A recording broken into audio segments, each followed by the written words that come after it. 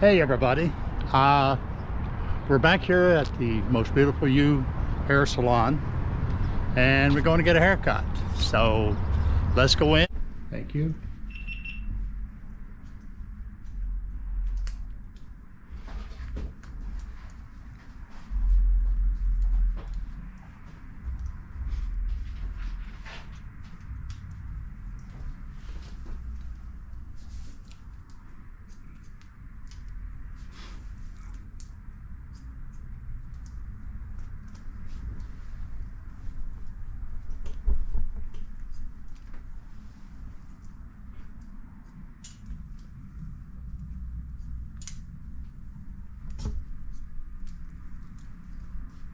Hair lays pretty nice on its own. It does.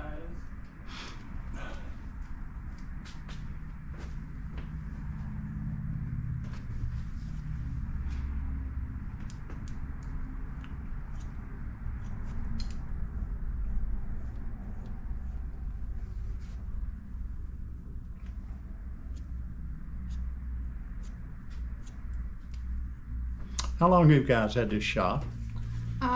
This past February, we've been open for 3 years.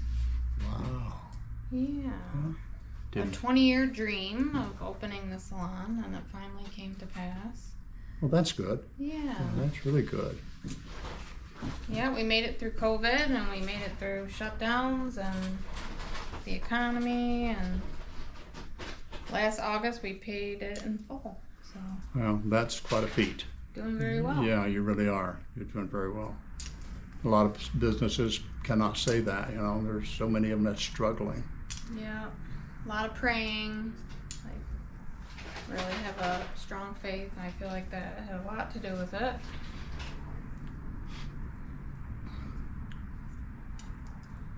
Well, they say if you don't believe in something, you stand for nothing. Yeah, that's true. So.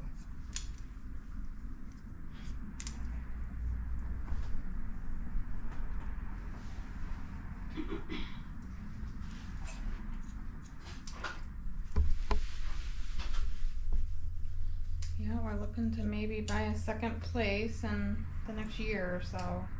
Locally or? Probably Chesterfield. Chesterfield. Kind of in between. I worked in St. Clair for 15 years, and then I had a bad accident in the salon and broke my neck. Oh wow. And I was told I would never do hair again, and I'm a little stubborn, so.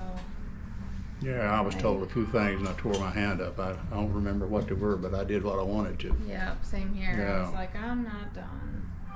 So I just pushed my way back and had a couple surgeries and rehab and lost the vocal cord and I couldn't talk for a while, and we didn't accept no for an answer, and here we are.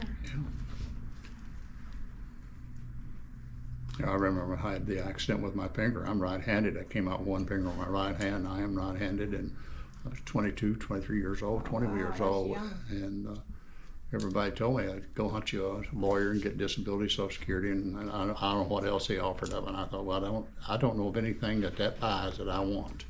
Yeah. So I need a job.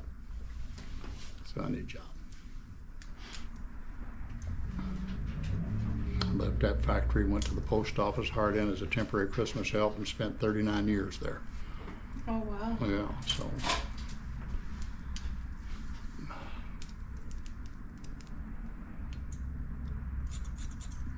Yep, I think your will has a lot to do with. I don't think we were promised to go through life without trials and tribulations, but I think it's what you choose to do with what you've been given that makes all the difference. I think it does. Giving up doesn't do anything but stop you where you are. So. Yeah. If you want to be stuck right where if you want to do that, you know, that's fine. And I know people did. I remember a guy that got hurt just before I did. It's about the same thing as I did with the hands, and you might as well have shot him because he didn't do nothing else the rest of his life. Yeah, it's fight or flight, right? Yeah, that's about what it comes down to. So, but I remember when I went to hospital the night that this happened to me, And I remember what happened to him and how he reacted. And I thought, my Lord, am I going to be that way? Because I was twice as damaged as he was. And I thought, hey, surely this ain't going to be the way I'm going to go. And I thought, no, this ain't going to happen. Do something. That's what I said. I really was afraid of doing the things I always wanted to do in my life because I always felt like it was for someone else, not me. Mm-hmm. But when I went through all of that, I realized if I could make it through something so traumatic that I was the only person in my own way. So you can never fail if you try. No. I feel like it's either missed opportunities by not doing anything, or you're going to learn something either way, pass or fail. So it's always good. Well, what I learned a lot about myself. That's the thing I learned most about. Was about myself. Yeah, and I feel like regret is way more powerful of a hindrance. Mm-hmm. I didn't want to regret never doing it, so. Do you abide by the theory that it's not what you do you remember, it's the things you don't do? Yep. Me too. Yeah, that's the way I believe.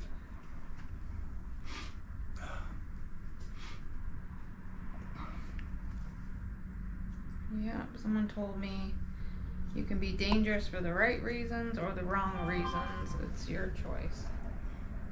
And that pretty much changed how I thought about a lot of things.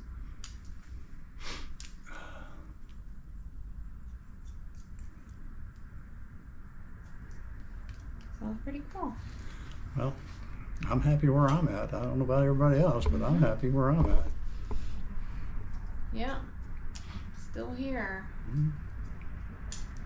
And the people we've met, like when you do hair, you're more than just a hairdresser. You go through people's, their highest and lowest points of their lives happen in your chair.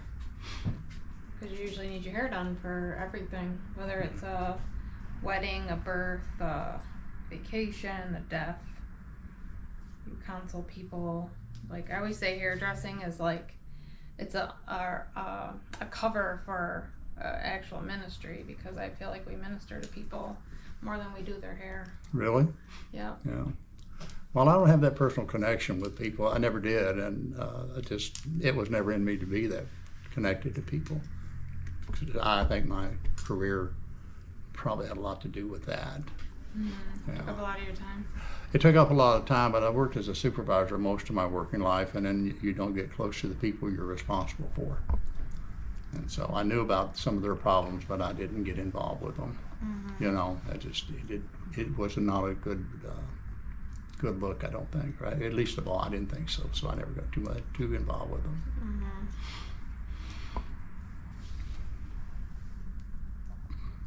But everybody needs a shoulder to cry on once in a while. So, you know, maybe you do more good with talking you do cutting hair, you know?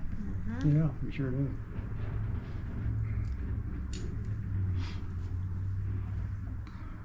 Yeah, because everyone can cut a decent head of hair.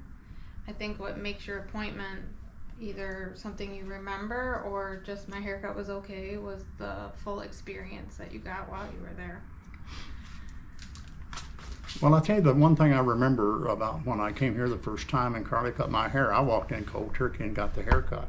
And the one thing that stood out for me, Carly gave me an excellent haircut, and I liked their decor and all that. But the thing that I remember most was the friendliness. Mm-hmm. That, I think that's what I remember most.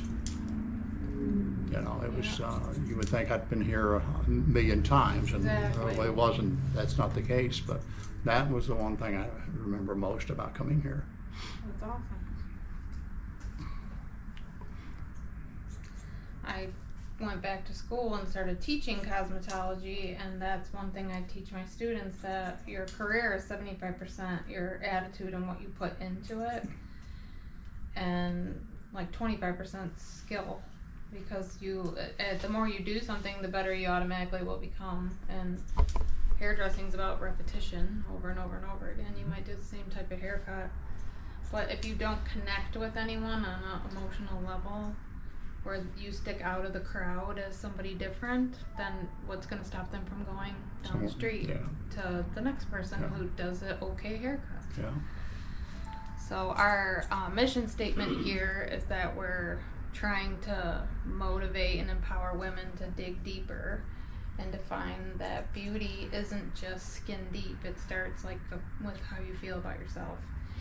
And so our main slogan is we're not just another salon, we're a movement, because we want to change the stigma of the gossipy hair salon where people aren't. Yeah. We want to love on each other, give you great hair, but also have you leave feeling a little bit better than when you got here.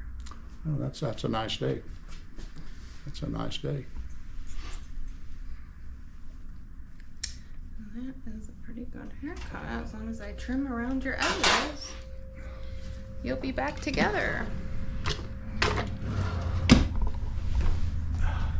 Carly, you have your little buzzers? Or are they at home? They're at home. I took them home to cut Brennan's hair and I still haven't done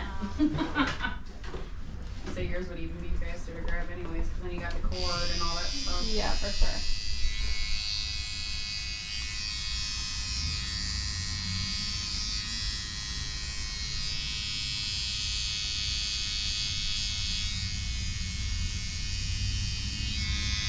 I really think nowadays too, with how uncertain the world is, like people need a safe haven, like a place where they can kick their feet up and stay a while. And a lot of people come here just to hang out and relax, refresh, renew, re-energize, and then head back on their way. Yeah, well, they got a place like that. That's good. You can do that. Yeah, There's someplace and you can do that. I always said I wanted to buy a house so I could put the salon in a place that like people wouldn't mind. They wouldn't mind staying a while. So that's where the name More Beautiful You Salon came from. Okay. Same concept.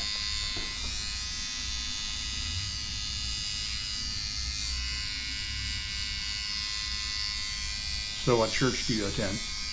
I went to Renewal in Warren for many years, and we are kind of transitioning into getting a new pastor, and right now I've been going to Landmark Community Church. It's in Hazel Park. Yeah, I'm not familiar with that. About 2 miles down the road. Yeah, familiar with that. And the pastor, he's a real witty young fellow. I say young because he's 86, I think. But he has a lot of, he's got a lot of wisdom to share with the rest of us, and he's great. He and his wife are really good people. That's good. So, yeah.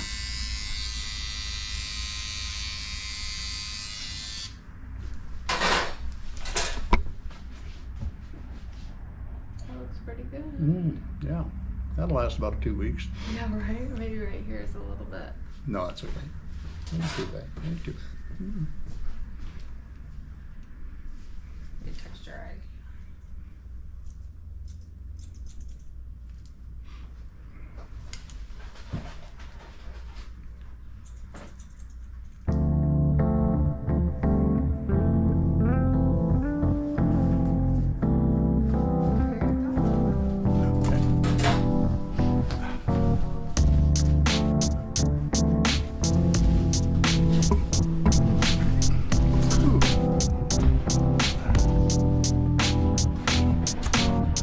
This is the lady that did my hair. Did a good job. I like her. Got a beautiful shop. So if you're in Madison Heights, stop by and see her. They're pretty. Yeah, thanks. They're nice people. See ya. Till the next time, this is JJ. Deuces.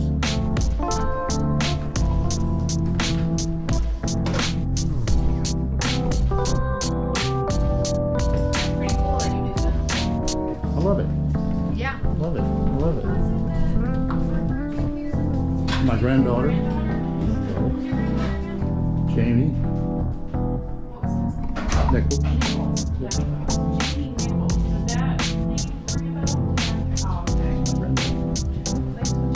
Little bitty man. Did she just get a haircut here? I don't know what she's